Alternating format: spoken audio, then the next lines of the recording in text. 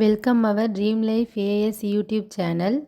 இன்றைக்கி நம்மளோட சேனலில் ஒரு இன்ஃபர்மேஷன் வீடியோ தான் பார்க்க போகிறோம். இப்போ சைனாவில் வந்து ஹெச்எம்பி வைரஸ் அப்படின்னு ஸ்ப்ரெட் ஆகிட்டுருக்கு. அது நிறைய பேர் எல்லாருக்குமே தெரிஞ்சிருக்கும், ஒரு சில பேருக்கு தெரியாமலும் இருக்கும். ஸோ அதனால் அது ஒரு அவேர்னஸ் வீடியோவாக தான் நாங்கள் போடுறோம். ஹியூமன் மெட்டோனிமோ வைரஸ் அப்படின்னு இந்த வைரஸ்க்கு நேமு. நியூமோ வைரஸ்னாலே சளி, இரும்பல், காய்ச்சல் அதுதான். 2019 கொரோனா வந்துச்சுல்ல, கோவிட் வைரஸ் வந்த மாதிரி இப்போ வந்து ஹெச்எம்பி வைரஸ் அப்படின்னு வந்திருக்கு.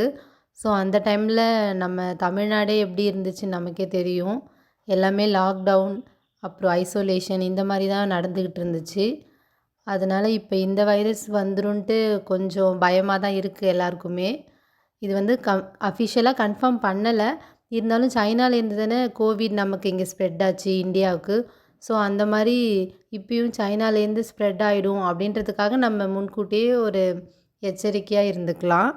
இது என்னென்னா அப்படியே கோவிட் சிம்டம்ஸ் தான் இது எல்லாத்துக்குமே.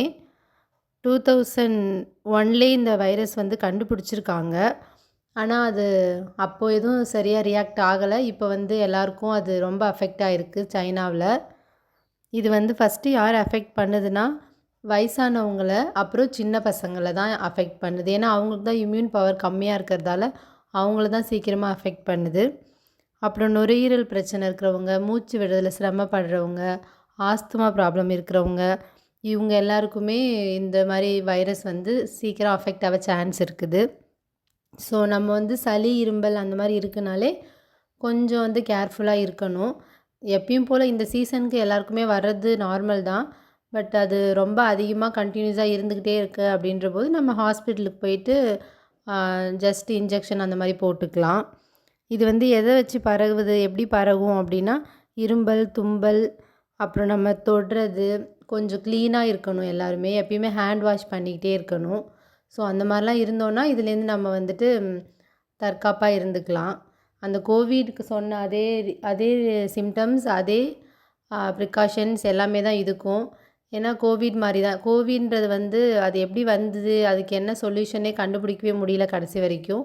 அது தானாகவே உருவானுச்சு அப்படின்ற மாதிரி தான் சொல்லிகிட்டு இருந்தாங்க. சைனாலேருந்து நமக்கு வந்து அஃபெக்ட் ஆகிடுச்சு. ஸோ இதுவும் அந்த மாதிரி தான். HMP pneumonia virus. நிமோனியான்றது நார்மலாகவே நமக்கு நம்ம உடம்புல இருக்கிறது. அதனாலே இது கண்டிப்பாக அதனால் பரவறதுக்கு சான்ஸ் இருக்குது. நம்ம இப்போதைக்கு யாரும் பயப்பட தேவையில்லை. ஏன்னா இது இன்னும் அஃபிஷியலாக கன்ஃபார்ம் பண்ணலை. இருந்தாலும் நம்ம எல்லாருமே கேர்ஃபுல்லாக இருந்துக்கலான்றதுக்காக ஒரு சின்ன வீடியோ தான். அதுக்கப்புறம் நமக்கு ரொம்ப அதிகமாக இருக்குது அப்படின்னு நம்ம தெரிஞ்சால் நம்ம போயிட்டு டாக்டரை போய் கன்சல்ட் பண்ணிவிட்டு அப்புறம் எதுனாலும் நம்ம பார்த்துக்கலாம். வீட்டிலே எதுவும் நம்ம மெடிசன்ஸ் அந்த மாதிரி போடாமல் டாக்டரை போய் பார்த்துட்டு எதாக இருந்தாலும் நம்ம டிசைட் பண்ணிக்கலாம். தேங்க்யூ. எங்களோட சேனலை சப்ஸ்கிரைப் பண்ணுங்கள். மறக்காமல் பெல் பட்டனை கிளிக் பண்ணிடுங்க.